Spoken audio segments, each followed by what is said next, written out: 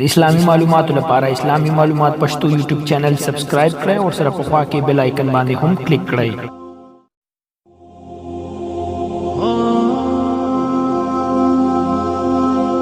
بسم الله الرحمن الرحیم. السلام علیکم ګرانو ملګرو.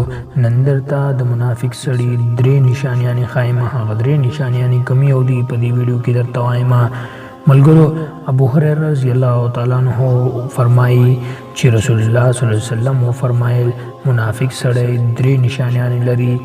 هغه درې نښانیانې کومې دي تاسو ته یې وایم، خو تاسو دا ویډیو تر اخره وګورئ. ملګرو، اوله نښاني دا ده چې خبرې کوي نو درواغ به وایي، یعنی دروغ به وایي. کله دا یو واده وکړي یا ژمنه وکړي هغه ته وفا نه لري، یعنی هغه واده تر سره پورې نه رسوي. او که امانت ورته وسپارل کیږي هغه سره خیانت کوي. نو دا درې نښانیانې د منافق سړي دي او دا روایت دی مسلم 1:15. خوږو ملګرو، شیر کول یې مه هېروئ.